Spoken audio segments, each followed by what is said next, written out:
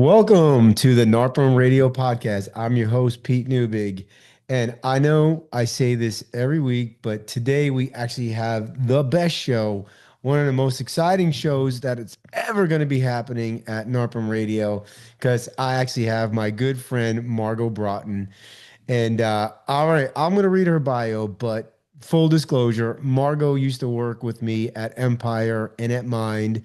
And most of the time, I felt like I worked for her. But so Margo has been a licensed realtor since 94 and active in property management real estate since 1982. So most of you were probably not even born yet in 1982. I listened to this. She's currently director of operations for Emerson Property Management here in Houston. She plays a critical role in maintaining and enhancing the value of the owner's properties while ensuring exceptional living experience for residents.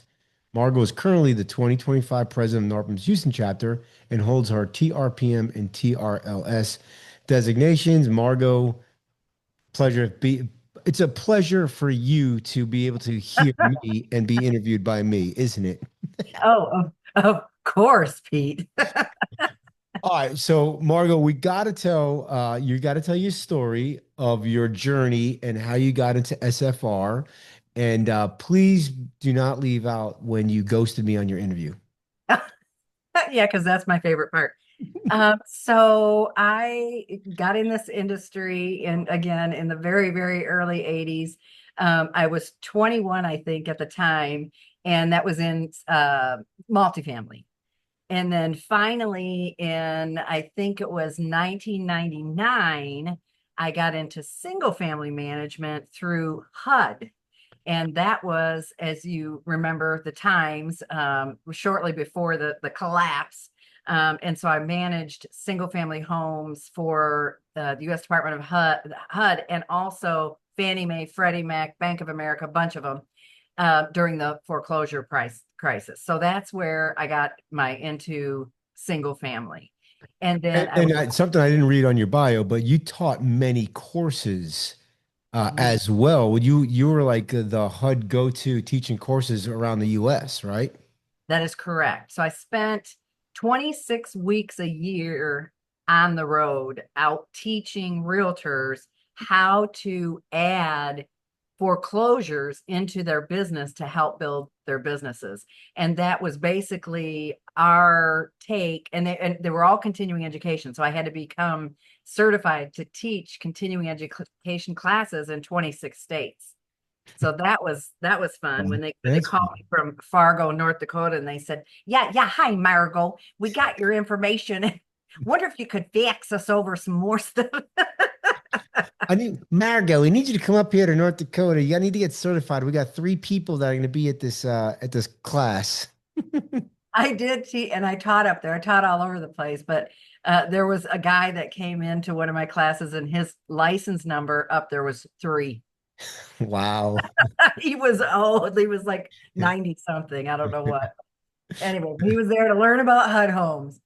And but anyway, so yeah, I had it was a lot of travel and a lot of time, but we had to figure out a way because nobody knew how to sell these properties, and we couldn't be successful as a management company if these properties weren't selling. So it was a gimmick to give them continuing education credits. So I wrote classes for every state, had to get them approved, the whole thing, just to get them to come, and they were free. And so once they started to come, it was one class I taught in Salt Lake City, 800 realtors were at that class and Wow. big venues. Anyway, once they started learning, oh, this isn't that hard, they started selling. And that's how we were very, very You successful. basically sold yourself. You basically taught yourself out of a job because once they're all gone, right? So, Well, yeah, then no, then the all the hedge funds bought all of them. But no, what killed us was Katrina. They took all the properties off the market when Katrina hit mm, and giving them out to people to live in for free from that were people that were devastated by that hurricane. got it. All right. I So did. let's get to the fun story about Okay. when you were going to start. You're going to start getting into SFR, single family management, and yeah, you showed up to the interview, right? Or you. Yes, I did. So I moved to Houston and there wasn't a lot of management companies like there are in Dallas. And I saw Empire. And I'm like, oh, they seem decent. That looks like a good company. So I sought it out, and actually, Steve called me, I think, and said, hey, would you be interested in coming in for an interview? So I did. And I loved it. And we did the interview, and it was like a 4 hour process or something. And you guys picked me, and I was so excited. And you called me, and I don't know if it's your ridiculous accent or what, but I thought you said come on the 6th. You said come on the 5th. And so on the 5th rolls around and I don't show up. And the colors for Empire are red. I came wearing a red dress, red shoes, red bag. I'm like, I'm getting this job. I show up. Oh, he's not here. You showed up. I was expecting you to show up on the 5th, which I think isn't that your birthday? Like, isn't it something to do with your birthday, right? It's your That birthday? is my birthday, Yeah. July Yeah. So 5th. July 5th, you don't show up. On July 6th, I was out of town. So you're showing up for the final interview. And yeah, no, yeah, Pete's There. And I'm like looking all good and I'm gonna get this job.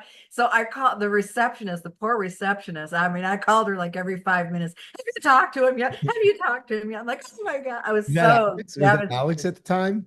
Yes. She just Mario, like I just saw her. It's her birthday just happened like a day or two ago. She's like 28. She's still in her 20s. I'm like, didn't we sell that company like 15 years ago? I'm like, what I hired her when she was like 12? I know. She was very young. I know that. Evidently, she was very young.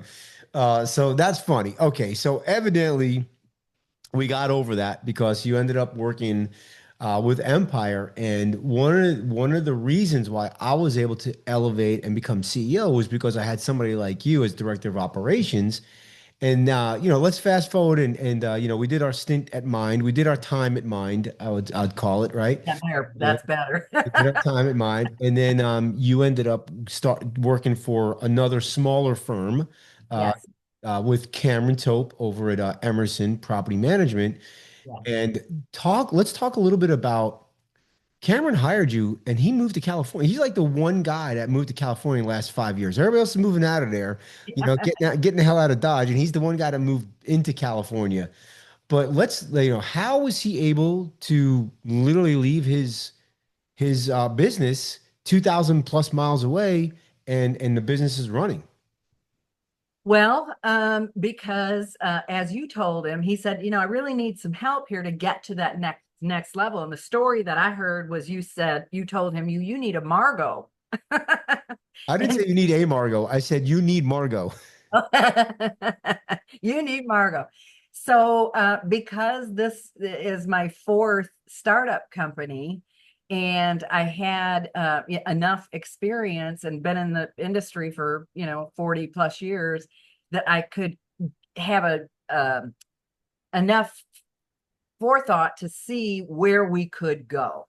And that's what I noticed when I got here, that the people that were here, yeah, you hear talk about it, but what does that really look like? What does that really feel like? How does that really happen? And I said, well, this is You how it talked a little bit happened. about that. Emerson, when you got there, was like a little over 100 properties, 80 80 doors. properties. And you're there now, how long? Now, 3 years? Not even 3 years. And I remember at 2 years, we had gone to 250 doors, and we'd gone from 3 employees to seven in 2 years' time. All right. And you guys are over 300 doors now, I think. Almost. Almost. We're getting there. We're teetering at that. So it's exciting times, but yes. Right. So he had this vision of just being like like staying small. He had this team. They didn't know how to grow. Like, he wanted to grow all of a sudden. They didn't know how to. So you're like, okay, well, I just came from a firm where I helped them grow. We had almost 1,000 single family properties when we sold to Mind. So you're sitting there and you're letting them know, hey, I got the roadmap.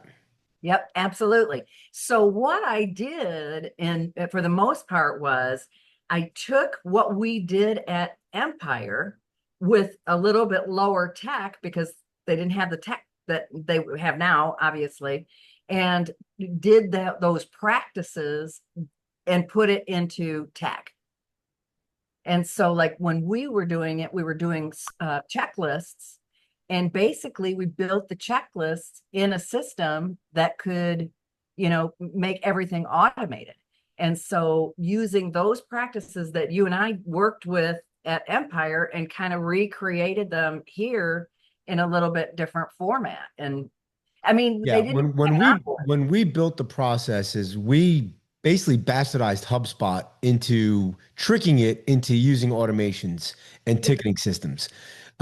Since then, Lead Simple had come out, Yes, and you guys basically leveraged Lead Simple to build these systems and build the automation inside of it. Is that correct? absolutely. Yes, you're spot on, spot on. And you actually used is it Black Sheep Global to kind of help you guys get through that as Yes, well?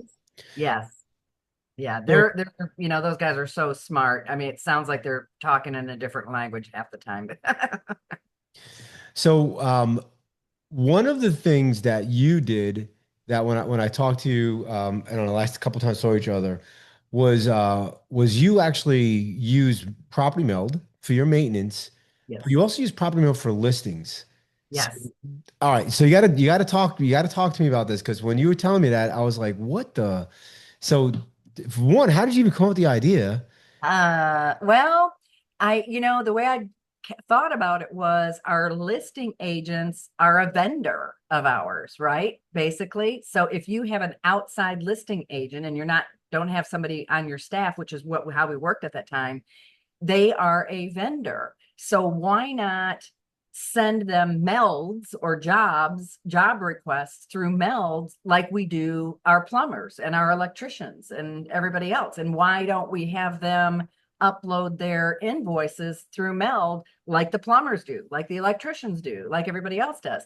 And we also could do a reoccurring bi-weekly walk when they're walking the vacants, checking the vacants, doing the vacant rent ready Oh, you inspection. can add that as a ticket. Yes. And then we put those in there as recurring for every 2 weeks. And then if they take photos, that can get uploaded to the ticket. That's exactly right. That is brilliant. Okay, but now agents are like children. How did you get them to download Meld and use Meld or anything like that? Was that kind of difficult or not It really? was, it was not actually. Meld has come so far, and you and I worked on Meld when Meld first came out Oh, yeah, back. I was one of the first people to sign up with Meld, yeah. Yes. And so I had that background.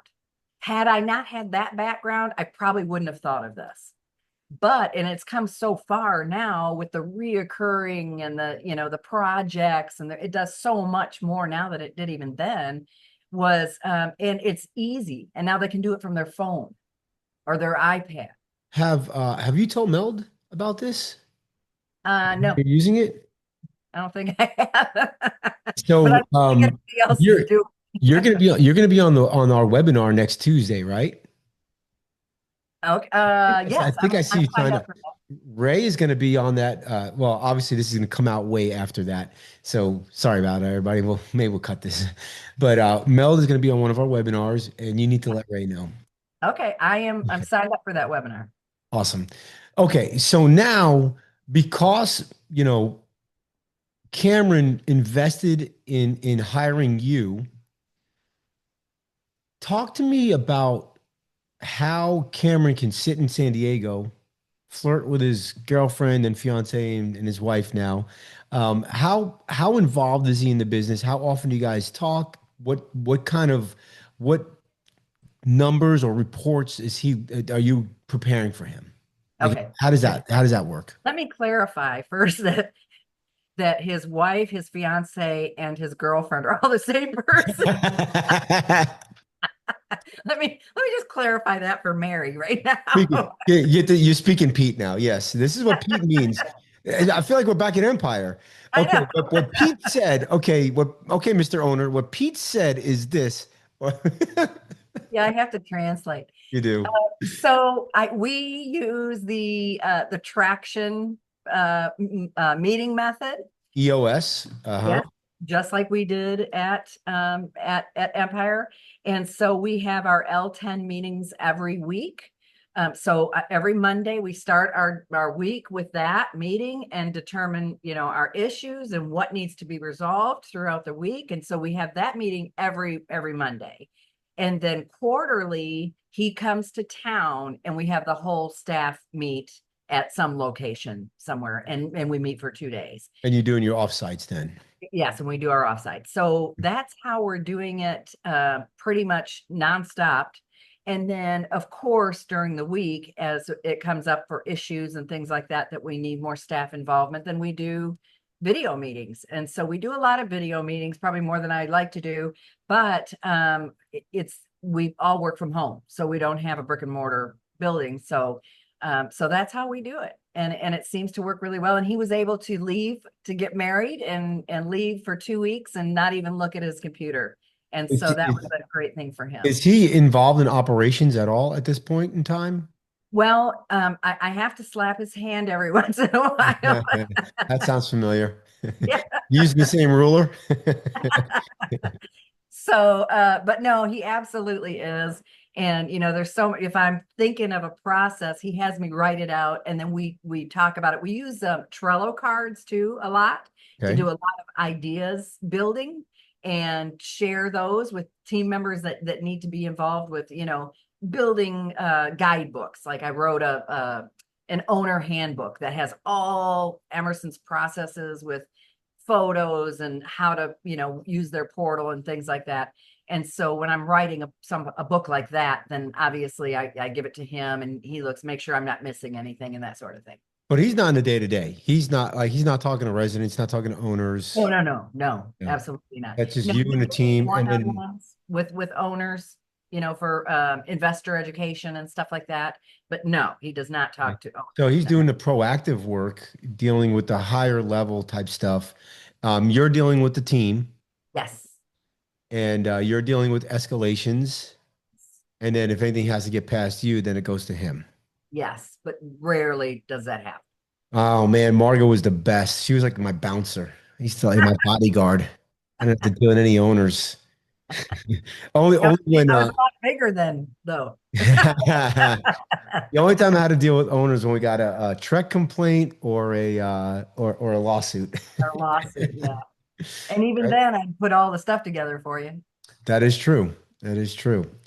All right, so let's talk a little bit about as you're building this company, you guys are aggressively growing again.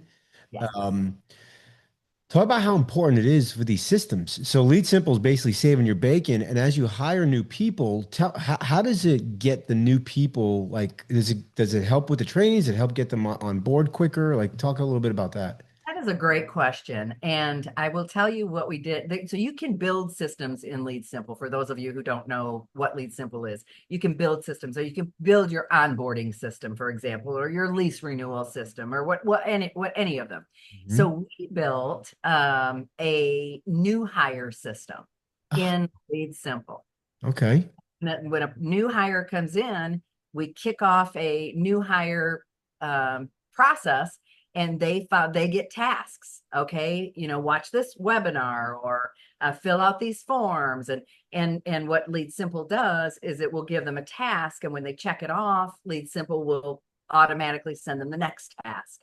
And so we give them, there's a task, interview each employee and find out what they do on their job. And so they just literally go through that checklist, just like how we used to do, only it's automated. That is all right. That's brilliant. Never even, never dawned on me to have that. And I'm guessing you can have documents in there as well, like so, like the policy manual, the vision, mission, all that good stuff. Absolutely. Core values. We have PowerPoints in there. We have videos in there.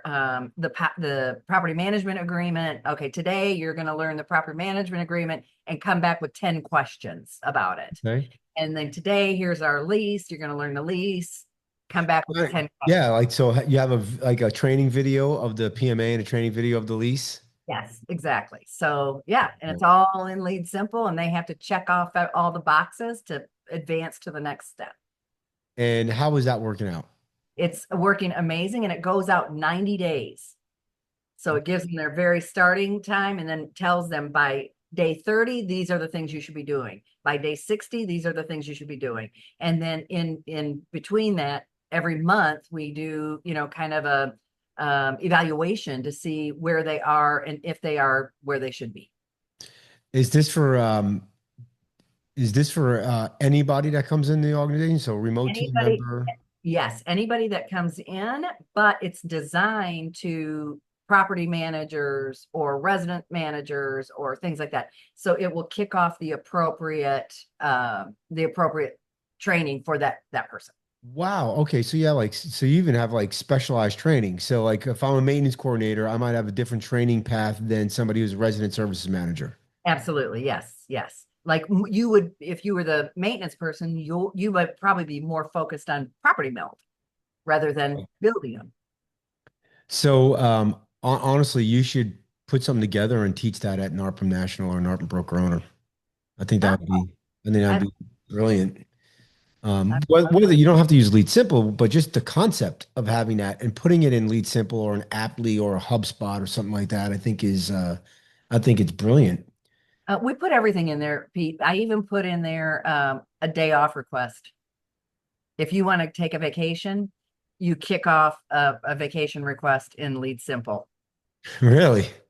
Because if you have a property manager that's leaving and I'm going to have to cover for you, you need to have set up a meeting with that person to do a handover, and then when you come back you do a debrief meeting.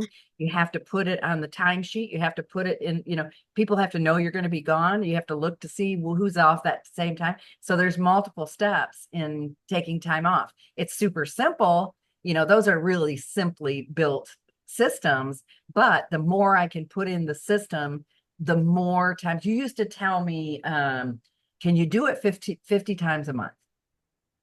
Right? Anything that you should, anything you do, you should be thinking to yourself, can you do that 50 times a month the way that the system is right now? And if not, then you need to modify your system. Now, you guys are very system heavy, evidently, have lots of systems. How are you guys going about building the systems? I know you're using Lead Simple, but I think the question is more is like, who's involved? Who starts drawing it out? Who's leading the meetings? Who takes the task back? So tell me a day in the life of when you guys were building these systems. Okay, that's also a really good question. So those usually become rocks Okay. in our meeting system. Yep. So So goals for the quarter, a quarterly goal, goals, or yearly yeah, goal. goals. That's right. Goals for the quarter. Okay, so what do we want? Where are we struggling? Is there anywhere that we're feeling some pain? Then that's where we need to concentrate on and build that. And so it depends on who it's going to affect, because our resident services manager might kick something off like that. If it's operations, it's usually me. And so I start with an outline on a Google Doc, and Okay. that's how that starts. And like what will have to happen, if this then that, if it goes this way, it goes that way, you have to build all those algorithms in there. And Yep. so You doing that in a Google Doc, not Lucid like I taught you? You said no, I'm doing it in a Google Dot. if you're I listening to this and you're going to am, do an outline, use the yeah, Lucid or Visio. Margo's old school. She likes to I talk. am old school. Well, I'm old. All right, so you're the one. So you're taking a first crack at it. Yes. Now, when do you bring the team? Like, are you bringing a team involved at some point? Oh, yes, absolutely. So you might meet with certain people about one part and other people about another part, and then you pull it all together. And then when it comes time to really upload it into Lead Simple, some of the stuff we can do, we've gotten so good at it. But when it comes to the smart stuff in there That's where Ben and Black Sheep come in. They build it for and you. they come in Right. and do with the jot forms and all that, which is way over my head. Okay, so one thing I got though is like, so you're basically creating a framework, and then you're like, okay, well, let me go talk to this person, this person, this person. What I'm hearing is you're talking to them individually. Are you at Empire? Remember, we brought everybody in one room or in one Zoom, if you will. Are you guys not doing that at No, Emerson? we absolutely are. Okay. That would be further down the road, maybe in testing. So let's all get on Okay. a meeting and Got let's it. now we've got this in here. Let's test it. Does it work for you? Does it work for you? Does it work for you? Or, does this slip in your area? Oh, we need to tweak that then. And Got it. so, That's you know, brilliant. Okay, so you're going out, building a framework, talking to everybody, re-tinkering the framework, building the easy stuff in Lead Simple, giving it to Black Sheep, saying, "Hey, build the jot forms or the whatever the doohickeys and the APIs and all that good stuff." yes, They build that. Now you're going to test it, and that's when everybody comes into the room to test it. And then if something breaks or whatever, it's tasks that got to get back, or you bring in Ben or Black Sheep Global, whatever, and you're updating them. They have to update the Lead Simple pipeline. That's, because we did it the hard way. We had everybody in the room, and then we were building the framework, yes, yeah, right? yeah, Remember, I was used to be on the board and writing out the yeah. process flows, and then I would say, "Hey, Margo, But no one could read. take these notes." You're like, "I can't read a flipping one line of sentence that you have on the board, Pete." Yeah, I have pretty bad handwriting. So Yes, you do. so We're that's brilliant. Okay, so now you get the system in there. Now talk about, obviously the systems are imperative because they allowed, Cameron to like literally get out of the business.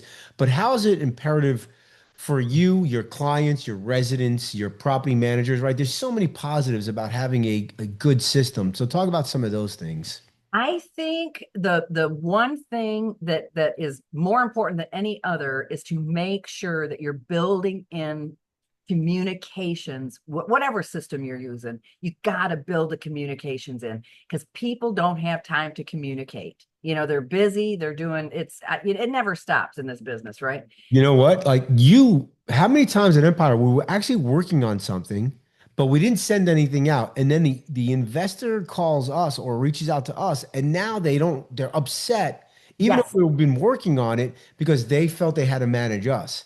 So yeah. I think you hit on a really good point there. So communication and the right type of communication, right? Yes. And so we actually write the emails in Lead Simple, and then we set it up for when we want it to send at different intervals. So, for example, if you're in the middle of an eviction, you better be notified. You better tell that owner something every week, or they're, like you said, they're going to be calling. What are you doing? What are you doing?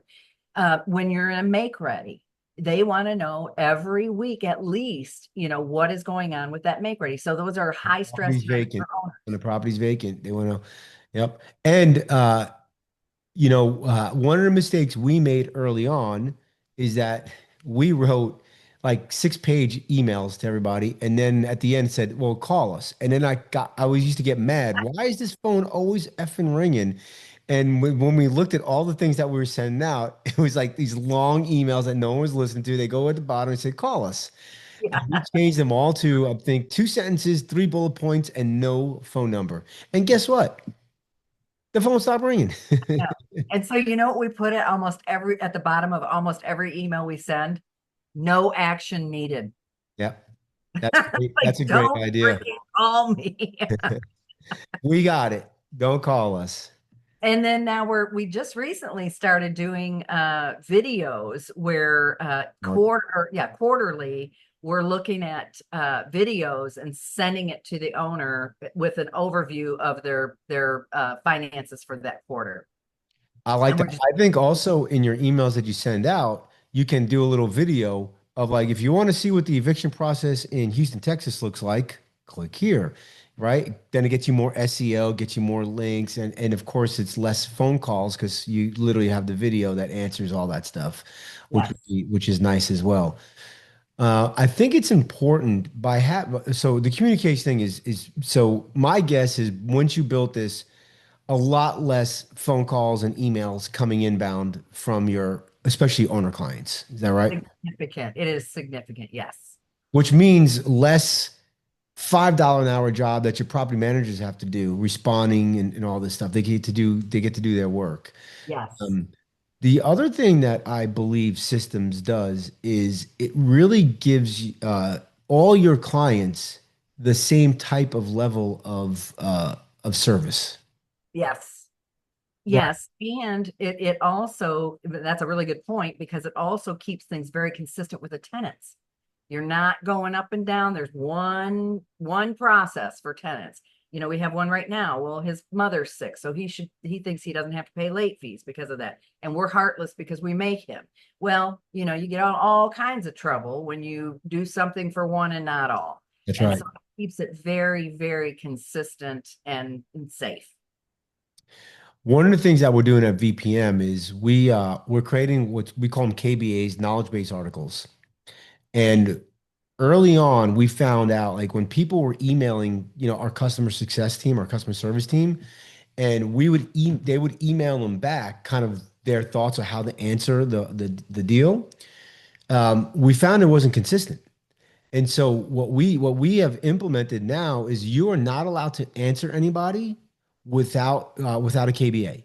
So now it's like, oh well, hey, I didn't get paid, whatever, right? And it's a holiday, whatever. It's, oh, here, check out this knowledge base article on why payment has whatever. And now it's like it's not now it doesn't get escalated, right? Angelino, our customer service guy, is not in a pissing match Yeah. with a remote team member over something because it's like, look, here's the knowledge base article. Hopefully this answers your And where deal. do they pull those from some kind of a library that you have built? Oh, that's Yeah. cool. We built it all in HubSpot. Uh, Okay. but my guess is you could probably build it in Lead Simple, I would Yeah. think. And then because look, you can systemize 80%. You have to humanize the 20%. You Right. can you can literally build a system to systemize 80, 85, maybe 90, but there's going to be times when you just need people, right? And if those people could literally go into a knowledge base article and make those answers through a knowledge base article, we have found it reduces escalations. Yes. Oh, absolutely. Absolutely. So that's definitely made a big difference. And when we put out a survey, what do people like about Emerson? It was communication was the number one thing that our owners were talking about that It's they another like. reason why people leave too. So if they don't like the communication, and Yeah. so I know historically Emerson's churn rate has been low. Not now, you guys don't have 1,000 doors. You have 280, 90 doors, but your churn rate is below the national average. Yes. Yes. And our resident the length of tenancy is way above. We're 3 to 4 years is our average. Really? In Yeah. Houston? Yes. Interesting. You know what it was at Empire? Properties. What's that? Say that again. For your properties. Except for my properties. Yeah. You know what it was as Empire? I think it was 18 months. That's good. That's high. That Mm. usually and depending on obviously the rental rate, Yeah. some of them just return every year. All right. So we're kind of up against it with time. So do you have any last parting wisdom you want to throw on anybody here regarding systems or anything like that? I just think be consistent and know that what we do is meaningful. And sometimes it's hard to remember that, we're helping people with both their investments and helping tenants to have a great experience. And so what we do is very meaningful, and which is why I've done it for now 44 years. Yeah, listen, if you're listening to this, I implore you to go back and that hiring system that Margo talked about and building it in Elite Simple is a big aha moment for me. Hopefully it is for you. And just systemizing it, putting in the right communication, it helps with training, it helps with customer experience, it helps with reducing inbound phone calls, it increases your CSAT, it increases the residents to stay longer, and it increases and reduces your owner churn. So systems is where to go. Systems is where it's at. All right, Margo, if somebody wanted to reach out to you and just pick your brain, your 42 years of of experience, how can they reach out to you? They can reach me at Margo at emersonpropertymanagement.com. And if you are not a NARPM member, shame on you. Go to narpm.org, narpm.org, or you can give them a call at 800-782-3452. And if you are in if you're in the market for remote team members, you're looking to use some team members. Maybe it's a low cost, but do bilingual, college educated folks. Give us a try at vpmsolutions.com. You could be cool like Margo and team. They have a couple of remote team members with VPM, and you can email me directly at pete@vpmsolutions.com. Margo, thanks so much for being here. Thank you for having me. Ciao, everybody.